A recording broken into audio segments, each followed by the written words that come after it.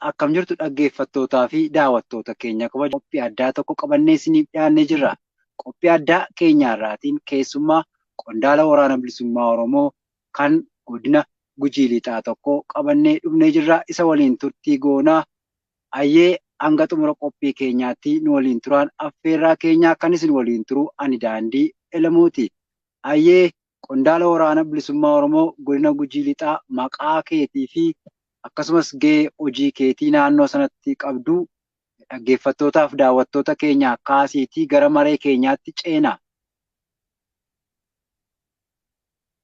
Ayyee galatoomaa sagantaa akkanaa qopheessanii itti yaamuu keessaniif baay'ee galatoomaa ulfaadhaa isiniin jedha. Maqaan kiyyaa Jaarrabbirraa Bilisummaa jedhama. Hoogganaa waraana bilisummaa Oromoo Konyaa Gujii Lixaati. Ayyee Jaarrabbirraa hoogganaa waraana bilisummaa Oromoo godina Gujii Lixaa yeroo keessan qaalii aarsaa gootanii dhiyaachuu keessaniif guddoo galatoomaa jecha gara maree keenyaatti ceenaa.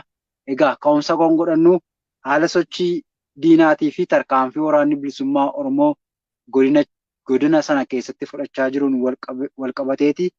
Haalli godina Gujii Lixaa keessatti deemaa jiru gama sochii diinaatiinis haa ta'u tarkaanfii waraanni bilisummaa Oromoo sochii diinaa dhaabsisuudhaaf taasisaa jiru maal fakkaata?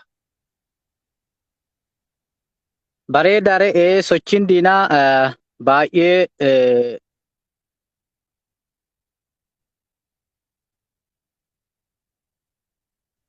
socho'aa turee jira. Yeruma uummata Oromoo galmaan ga'uu fi gara Oromiyaatti seenee qabsoo finiinsaa hojiiwwan garaagaraa injifannoo boonsaa uummata isaatti hojjetaa irra ture irraa jalqabee sochiiwwan godhamaa ture sochii baay'ee cimaa ture. Keessattuu ammoo haga araara jedhamee maqaa araaraatiin marataa ture keessatti Tanzaaniyaatti yaamamaa ture asitti baay'ee kan caalaa kan durii caalaa daraan meeshaa gugurdaadhaan kan deeggarame sochiiwwan baay'ee gugurdaa kallattii humna dachaan dabaluun meeshaa dachaan dabaluun sochii baay'ee naannoo keenya kana bakka hunda bakka duraan hin socho'inii fi humna duraan hin socho'in kutaa waraanaa garaagaraa baay'ee isaa qabatee socho'aa tureera jechuudha. Haa ta'u ammoo haa socho'uu malee waraanni bilisummaa Oromoo gootummaadhaan waan dura dhaabbateef kaayoo sabasaa kaayoo irbuu uummata isaatiif seene galmaan ga'uuf gootummaan dura dhaabbatee sochii isaa tana hundumaa fashaleessee kaan booji'ee kaan dhabamsiisee kaan ajjeesee meeshaalee gurdaa isaan ittiin deeman san hundumaayyuu hojii ala godhuudhaan yeroo ammaa kana keessatti sochiiwwan isaan kallattii hundaan humna qaban hunda gama siyaasaatiin gama diinagdeetiin waan qaban hundumaa walitti guuratanii nama hunda uummatas dirqamsiisanii afaan qawweetiin akka inni deeggaru akka inni gula dhaabbatu sochii waraana bilisummaa Oromoo hundumaa jala bu'ee akka inni socho'u kan hundumaa qindeessanii waan tokko hinuu kanaafin humna qabduutiin dugugee yoo dhufellee yeroo ammaa kana ammoo humni sun hundinuu caccabdee burkutoottee kuun booji'amee kuun madaa'ee kuun harka kennatee meeshaan sullee baay'een isaa irraa hiikamee amma sochii isaa baay'ee laaffatee homa tokkoyyuu dadhabee ofirraa deebi'ee gara duubaatti deebi'ee taa'u jira jechuudha. Homaa sochii tokkoyyuu hin qabu yeroo ammaa kana keessatti. Ayyee egaa tarkaanfii waraanni bilisummaa Oromoo yeroo diina irratti fudhatu achas deebi'ee uummata miidhuutu mul'ata. Akka waliigalaatti murni amma aangoo irra jiru murni maafiyaa PPdha. Miidhaa inni godinicha keessatti uummata meeshaa maleeyyii ilmaan Oromoo irratti raawwachaa jiru maal fakkaata? Tarkaanfii akkanaas uummata meeshaa hin qabne irratti maaliif fudhata? Sababni isaa kan inni wal lolaa jiru qaamota yookiin waraana bilisummaa Oromoo sirna sanaan falmu kan meeshaa hidhatee jirudha. Akka hooggansa waraanaa fi haala siyaasaa amma qabatanii jirtu wal qabsiistanii maaliif tarkaanfii kanatti seena waraanni bilisiginnaa? Bareedaadha. Kunin gochaan yeroo ammaa uummata Oromoo irratti raawwatamaa jiru gochaa baay'ee fokkisaa fi baay'ee kan nama ceersu waan dhala namaa irratti hin dalagamne jechuudha. Uummata kana ajjeesuu, hidhuu, qabanii akka ilma namaa tokkoo akkuma seera addunyaatiif seera biyya kamiyyuu seera isaaniyyuu mataa ofiin hin barreeffatan keessatti namni tokko qabamee ajjeefamuuf mana murtii dhiyaatee murtiin seeraa itti kenname seerri yoo murtii itti kenne qofa jechuudha. Akkaataa badii isaatiin madaalame jechuudha. Yeroo ammaa kana keessatti ammoo wanni mul'ataa jiru uummata Oromoo bal'aa uummata waan tokkooyyuu hin qabne kasaansii waraanaa hin beekne kaloltuu hin taane ka meeshaa hin qabne guyyaa guyyaan qabanii mana murtiitti osoo hin dhiyeessine uummata duratti baasanii ajjeesaa jiru jechuudha. Uummati duratti ajjeesu qofa doon teene ajjeechaan ammoo iyyuu bifa qaba ajjeechaa suukanneessaa billaa qaraatiin yeroo ajjeefamu jira jechuudha. Yeroo hidhanii dhaananii lafee qaama isaa duuchi waan ilma namaa irratti hin dalamne qaama isaa duuchi miidhanii dullaadhaan caccabsanii uleedhaan caccabsanii yeroo ajjeesanu jira. Ajjeesanii ammoo maatiinis awwaalachuu hin danda'u bineensatti nyaata yoo maatiin sullee ka awwaalattuu ta'e hin sossodaachisanii rasaasa irratti dhukaasanii namni sun yoo du'ellee boo'uu hin danda'u gadduu hin danda'u ollaan itti dhufuu hin danda'u firaafiixaan isaa dhufee namni kun du'e irraa hafe jedheenii waliin gadduu gootumaa guutuutti hin danda'u jechuudha. Manni ni gubama qabeenyi ni samama meeshaa qabeenya uummataa haga danda'an irraa fudhatanii ka deemmachuu danda'an deemmatanii ammoo ka achi irraa hafe guutumaa guutuutti ibidda tikanii barbadeessanii horii uummataa yoo itti dhufan gaafii tokko malee qalatanii nyaatu. Gochoota baay'ee mana sagadaa seenanii qabeenya mana sagadaa hundumaa hin saamu mana sagadaa hin gubanii waan adda addaatti dalagamaa jira jechuudha. Kun ammoo maaliif godhamaa gaafa jedhame gochoonni haganaa kun ka amantaa irratti raawwatu ka uummata bal'aa irratti raawwatu saamicha gaggeeffamu lubbuu namaa ka ajjeechamu ajjeechaa suukanneessaa ka seera addunyaa hin eeyyamne seerri heerri isaanuu mataa ofiitiin barreeffatan kanarratti kan hin eeyyamne kana maaliif raawwatan gaafa jedhame mootummaa osoo hin taane mootummaa shororkeessaa jechuudha. Bifa shororkeessaatiin shororkeessummaa jechuudha.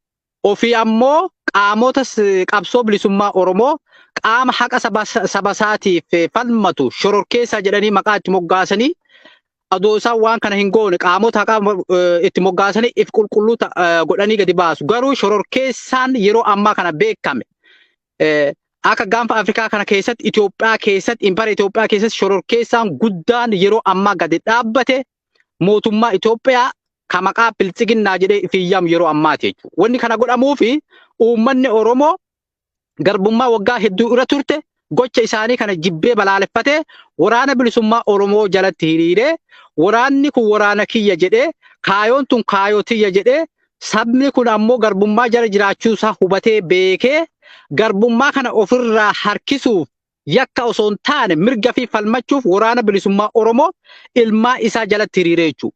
Gocha kana ammoo faallessuuf shororkeessummaadhaan gama biraatiin qabachuu waan hin dandeenyeef uummati kun isa jalatti isa waan hin balaaleffateef hundaan qabachuuf jecha dogongoroota hagana ga'u yakkoota hagana ga'u ka idil addunyaa irratti nama gaafachiisu ka seera biyyattii cabsu ka seera idil addunyaa cabsu kana hundumaa cabse uummata bifa shororkeessummaan sodaachisee harka deebisuuf gocha inni raawwatu jechuudha. Sababi biraa hin jiru gochoota kana uummata Oromoo shororkeessee irraa deebisuuf gocha amma raawwatu malee uummati kun waan tokko balleesse yookaan yakka dalagee yookaan waan hamaa dalageetii miti haqa fiitii falmate mirga fiitii falmate ilmaa ifii jalatti hiriire waraana ifii jalatti hiriire waraana ifii deeggare waraana ifii tumse yakka tokkollee kan hin qabne bifa kanaan ammoo mootummaan shororkeessaan faashistiin abbaa irree yeroo ammaa uummata qulqulluu uummata homaan been daa'ima dargaggeessa dargaggeettii jaarsi adoontiin kamuyyuu adda baafachuu waa hin dandeenyeef irratti akka tarkaanfii guyyaa hadheessaa fudhataa ture ammallee itti jira. Wanni biraa hin jiru sababa shororkeessummaadhaan sossodaachisee afaan qawweetiin uummata of jala deebisuuf gocha kana raawwataa jira jechuudha. Ayyee kanumaan wal qabsiisee egaa murni biltsiginnaadhaa miidiyaadhaanii yerooma araaraas qabaa jirra waraana bilisummaa Oromoo harka kennachaa jira godaaneera faceera waan jedhu ture amma sanuma gidduma kanaa torbee darbes hoogganni waraana isaanii osoo nafin waanuma waraana bilisummaa Oromoo kana qeessee dubbachuuf yaalii isaan taasisaa turantu ture. Dabalataan dookumentariin Oromiyaa keessatti hojjetamee gocha waraana bilisummaa Oromoo gochuma kan isaanii dubbatamee hin dhumne waan akka waraanni bilisummaa Oromoo godhetti yeroo dubbachiisantu ture. Kanaan wal qabatee amala biltsiginnaa humna waraana bilisummaa Oromoo tumsa uummanni Oromoo waraana bilisummaa Oromootiif qabu akkasumas seera riphee lolaatiin yeroo ilaalamu hojii bilisiginnaan hojjechaa jiru kan akkamiin ilaaltuu dhugumaa riphee lolaan tokko ka amma sadarkaa kana ga'e waraana bilisummaa Oromoo mitiiti gaaf cabiinsa yookiin immoo maqaa jijjiiramaatiin burjaajiin mooraa qabsoo bilisummaa Oromoo keessatti uumameyyuu sana gochuu hin dandeenye har'a kanan godha gaafa jedhamu haala kan akkamiin ilaaltaati akka hooggana waraana bilisummaa Oromoo tokkootti. Kuni dokumentii kuni durumarraa kaasee siyaasa dadhabaa mootummaan dhufaa darbaan itti fayyadamaa ture ka durallee itti fayyadamaa ture ka gammaal itti fayyadamuu ture dokumentii sobaati jechuudha. Dokumentii sobaa waraana bilisummaa Oromoo qawwee caccabaa homaa hin bahu bittannaa homaa harkaan qabu qaqqabnee galchinaa jedhanii yeroo dhaadataa turan san keessatti bara 2018 yeroo haalli qabsoo karaa nagaa jedhamee qaamni muraasni tokko gara qabsoo karaa nagaatti makame waraanni bilisummaa Oromoo kaayoo uummata Oromoo qabsoon uummata Oromoo galma hin geenne galmi keenya siichi hin dhaqqabne kanaafuu galuu hin qabnu gaafiin uummata Oromoo deebine jedhee gaafa inni muratee bosonatti hafu kana qaqqabnee yeroo gabaabaa keessatti galchina jedhanii olola adda addaa bifa adda addaatiin gadhiifamaa ture jechuudha. Kana ammoo gochuu hin dandeenye mo'achuullee hin dandeenye qabuullee hin dandeenye galchuullee hin dandeenye qawween caccabaa isaan jedhan sun qawweelee gugurdaa isaan qaban ka akka isnaapiraa ka akka moortiraa ka akka dishiqaa meeshaalee gugurdoo san qofaa miti ammallee meeshaa inni dhaqee arabarraa liqeeffatee dhufe osoo liqee hin kaffalamin osoo liqeen gama kaanii itti jirtu meeshaan sun hundinuu harkaa yaa'ee qawween caccabaan sun ammoo qawweelee hedduu meeshaalee gugurdaa kadaangaa biyyittii eegusan hundumaa irraa hiikee bifa kanaan dhiyaate waraanni bilisummaa Oromoo yeroo san lakkoofsaan baay'ee ka diqqaate amma ammoo guddatee lakkoofsa isaatiin baay'ate Oromiyaa guutuu yoo baay'ate gara kibbaa gara lixaa keessatti yeroo san baay'ee lakkoofsi waraana bilisummaa Oromoo gabbu'aadha. Amma ammoo dachaa dachaadhaan lafa duraa irratti hin ijaaramin humna duraan meeshaa duraan hin argatin nama duraan hin horatin tooftaa loltummaa duraan hin horatin hundumaa guyyaa guyyaan horataa dhufe waan godhu dhabee dhaadannoon dur qawwee hiikachiisaa kun ammoo gara ololaatti deebi'e jechuudha. Ololli ammoo homaayyuu godhuu hin dandeenye. Ololli nama bilisoomsuu hin dandeenye. Ololli waraana cabsuu hin danda'u. Yoomiyyuu ka cabsuu dandeettu tooftaa lolaatii fi akkaataa jabina waraana keetittuu waraana san dhabamsiisuu danda'a malee ololli waraana cabsuuf dokumentiin sobaa cabsuu guutumaa guutuutti hin danda'u jechuudha. Dokumentiin amma isaan hojjetan dokumentii sobaati. Siyaasa dadhabaa waan uummata Oromoo beeku siyaasa tokko gaafa hojjetu sabarratti hojjetta.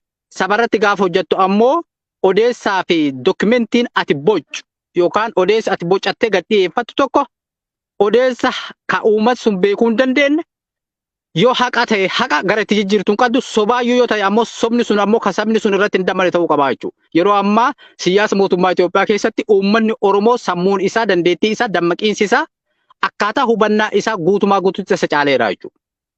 Guyyaa kana eentu galee eentu harka kennate waraan bilisummaa Oromoo maan keessa jira uummata Oromoo gaafatan malee abiyyi faqubaayyuu hin qabdu. Irra caalaa waa'ee waraana bilisummaa Oromoo namni beeku uummata Oromooti. Sobamuu hin danda'u sobuu hin danda'u jechuudha. Dokumentiin sobaa kun kasaan dhiyeessan ammoo ka'ii kan qabne.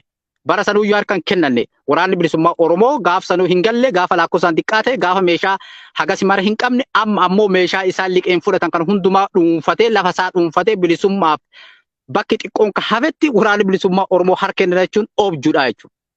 Namoota hin taane dargaggoota hin taane walitti qabanii nama waa'ee waraana bilisummaa Oromootu hin beekne waa'ee lolaa hin beekne miidiyaarra baanii haasessuun kunoo harka kennachuu jira jedhanii yeroo odeeffamu jira jechuudha. Namooti biraa ammoo namoota isaan bifa adda addaatiin bobbaasanii jira waraana bilisummaa Oromoo fakkeessanii maaliif carraa biraa waa hin qabneef waan kan ammoo yeroo namooti sun ammoo deebisanii isumaa isaaniiti ijaaranii bakka waraanni bilisummaa Oromoon totoowaatiin tokko keessatti gadi bananii deebisanii ammoo gala aayidhaniini akka waraanni bilisummaa Oromootti galeetti yeroo odeeffamu jira jechuudha. Kun guutumaa guututti ammoo maaliif godhama uummata Oromoo silaa sobuu hin danda'anu addunyaa fattiin gowwoomsu addunyaa fattiin sobuuf kunoo woboon diigamu jira marii yeroo ammaa kana wal ilaalchise isaanuu diigamu jiranii homaa ba'utti hin jiranuu an homaa godhutti hin jiranuu mootummaa kee homaatti hin godhutti hin jiru jedhee bifa kanaan dhiyeessuun waan addaati jira malee guutumaa guututti waraanni bilisummaa Oromoo ka harka kennate ka gale tokkolleen hin jiru amma achillee galuuf hin jiru tariitii namni isaan sobanii ergan gantuuf yartuu qaamni tokko muraas galuu danda'a. Qaamni ammoo kaayoo waraana bilisummaa kaayoo uummata Oromootiif kaayoo saba isaatiif gadi ba'e hidhatee saba isaatiif bosona jiru haga kaayoon galma geettutti wanni galuuf tokkollee hin jiru. Kun dokumentii sobaa dokumentii dharaa ka ololaati malee wanni waraana bilisummaa Oromoo harka kennatee galullee hin jiru. Haga ammaa qabsootti jira, raasutti jira, ajjeesee irraati hiikutti jira, bakka duraa hin qabatin qabatu jira, humna duraa hin dabalatin dabalatu jira, waraana leenjifatu jira, istirateejii isaa kaayoo isaa akkamitti akka biyya isaa dhuunfatu tolchee midhaafate guyyaa guyyaan itti deemuu jira jechuudha. Gabaabuma akkanumaa jechuudha.